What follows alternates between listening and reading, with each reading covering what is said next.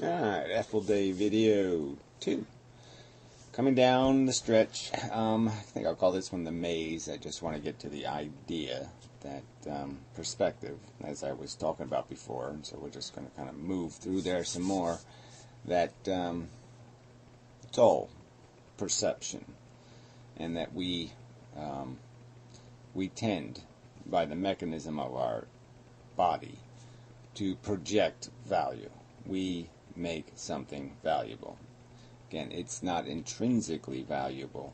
We make it valuable psychologically. Desire. Food isn't intrinsically valuable. You can sit on a plate for 1,000,000 years. If it's some other animal's food, you're not going to eat it. You're not going to say that's food. You're going to say that's something you run away from. And it's just a perception from your psychology that generates the perception that that is something desirable and that you will gain satisfaction by consuming it. From your experience has taught you that, and the lesson is converted into a future ambition and desire to attain that comfort again.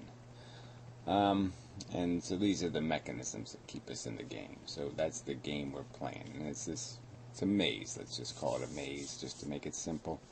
I suppose it makes it simple because a maze has this idea that if you're caught in it, you're caught in the trench of it, and it kind of obliges you to go a certain way and interact in specific ways, and that there are different paths through the maze, and different path will get you to the goal quicker, and some may take longer, but some will have more harshness in them, more adversaries to defeat, more challenges to overcome than other paths to the finish, which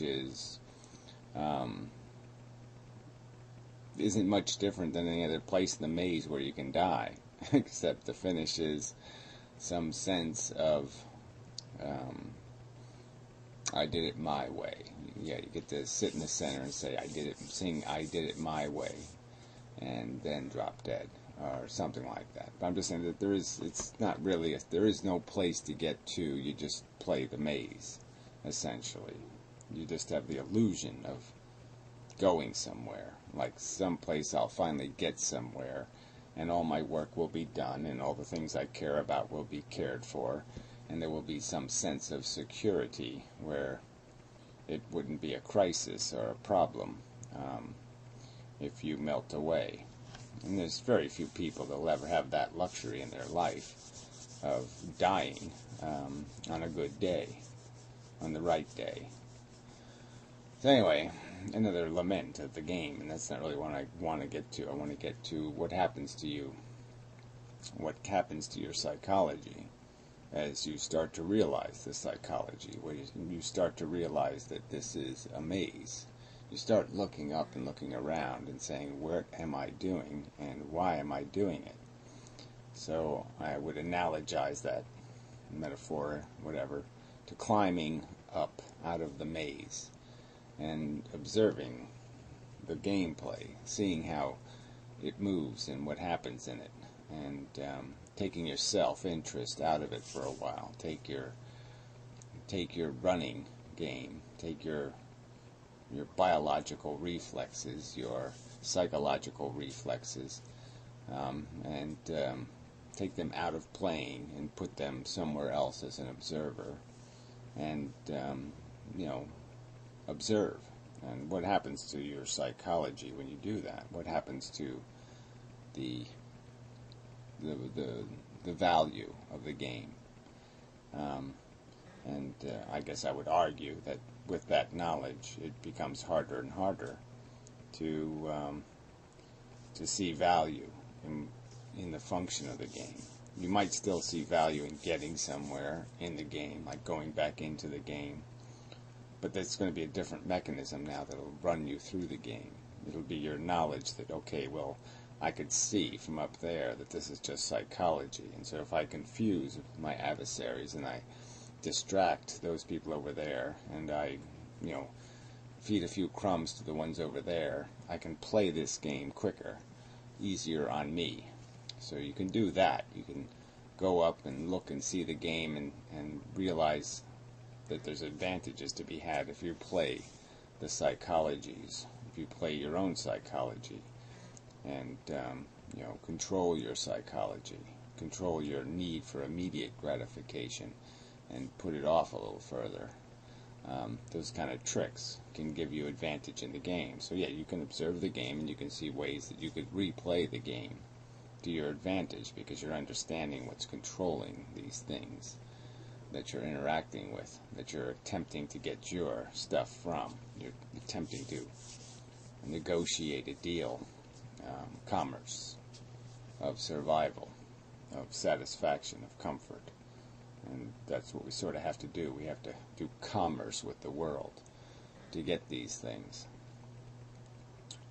So anyway, the other part of it, though, is you could look at it longer, maybe even better, and see inside of yourself just an insidious mechanism, a mechanism that has then all this projection of value, where it has seen value in where you can see how it is not something real that's motivating you, that it's just trivial, that it's ego, that it's some sense of accomplishment and not a real accomplishment, that your definition of winning is like maybe even a serial killer's definition, right?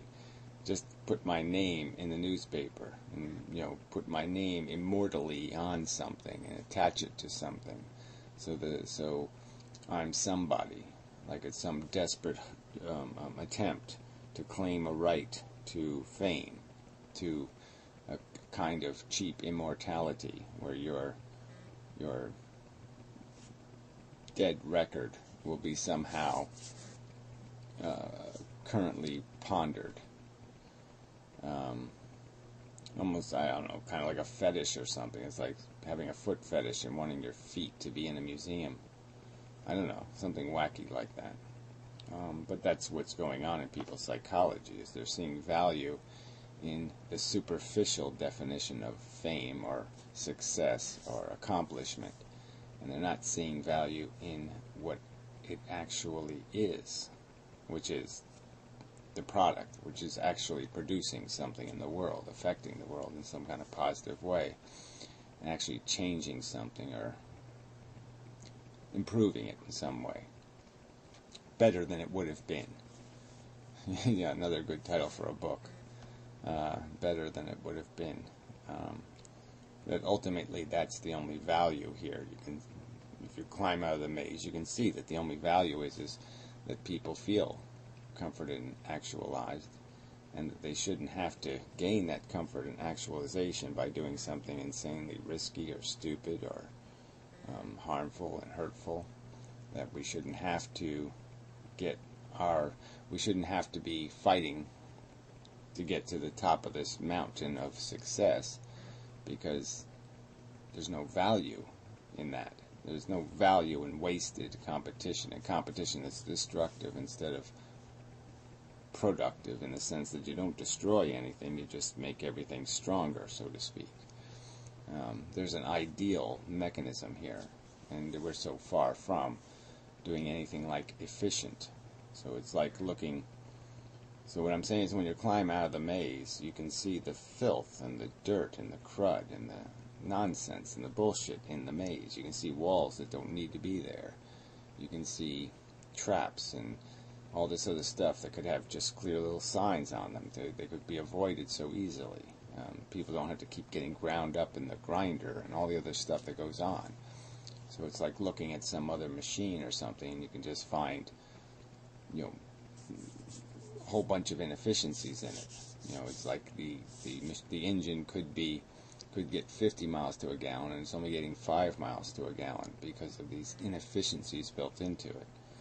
And so now your mission isn't going to be the same when you're back in the game, because you're going to be realizing that the thing I should be doing is putting signs on the traps, and I should be fixing the maze, because that's where the real value is, in making it possible for things to run the maze without maximizing the harm and minimizing the satisfaction. You should do exactly the opposite. Maximize the gratification and minimize the harm. And when you sit on the maze wall long enough, you're looking at this simple equation of satisfaction and harm, and you realize that there's no reason to pay any price for much of the satisfaction, because the easy thing to do, the easy way to take away the risk of the harm, is just to take away the need for the satisfaction. The gratifications are projections of value. They're perceptions only. They only exist in a mind. They don't exist in reality. And so that's when, like me, life becomes, there's no ability to go back. You can't, once you realize that it's corrupt at its core, there's no way to go back and play the game, to get really caught up in it. I mean, you can't help but get hungry and horny, but what you really can control is what this ego does to you. How much your perceptions of some accomplishment made out of the superiorness or some hierarchy thing or some perception of betterment, like I'm better than them, or I've done better, or I've accomplished more. All that crap becomes irrelevant, and you can't get caught up in any kind of, not easily anyway. You're still driven by these things. There's no way, you can't go back to the maze without being hungry, horny, and have some ego ambition. But the context of it is completely changed, and it just doesn't have the same power of motivating. And so now the motivating is more about this new definition of value, this new perception. The value isn't in the recognition, the value is in the product. And so that comes first. You realize that you have to produce. You can't just get by on your good looks or something. You have to get by on actually doing something with the tools you have. Alright, so this isn't exactly the way I want this to go. It's just more about the fact that you're intrinsically changed by information and knowledge, and that knowledge diminishes the control of your biology, because you see how your biology works, and you see how you're being manipulated. And it's just fundamentally sensible to apply the better standards that your logical, rational brain can come up with than the standards your biology comes up with. Alright, so I'll get to a comment, just because it sort of deals with the dilemma that's at the core of this. If you can trivialize the good in life, ambition, accomplishment, happiness, then I can trivialize the bad, harm, suffering, despair. Now, on the surface, that you say, okay, well, that was interesting. But that's true somehow. That somehow you do have that right, because these are somehow the same thing. And I guess the core argument is that no, they're not the same thing. So you can't just do the same things to them. One of them is vulnerable to psychological interpretation. Desire is very different than pain and suffering. They happen for different reasons, right? I mean, one is a consequence, one is a price paid, and one is the goal, ambition. I mean, the goal is different than the process of getting to the goal. Attempting to score a goal is different than scoring a goal. They're not the same thing. The mechanism that gets you there is different than the there. And so I don't think you can. I mean, you can say it, but I don't think you do have that kind of liberty to trivialize suffering and harm, because they are psychologically experienced. They're not projections of value in something else. They are events of value that happen inside a person. You can argue that you might be able to do that with the actual sensations of gratification that somebody feels when they satisfy an ambition, but that's not what I'm trivializing. I'm not trivializing people feeling good. I'm trivializing what makes them feel good.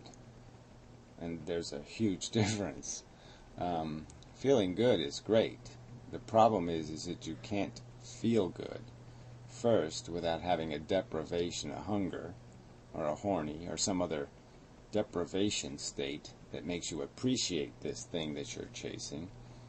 And secondly, it's very hard to acquire this satisfaction, this food, without something of value being ground into the food. That there's nothing you can consume that doesn't come from something else's potential welfare. They're put at risk when they're put on your table for your consumption. Consumption is intrinsically risky to the welfare of something else. And so that's the problem. That's the dilemma here.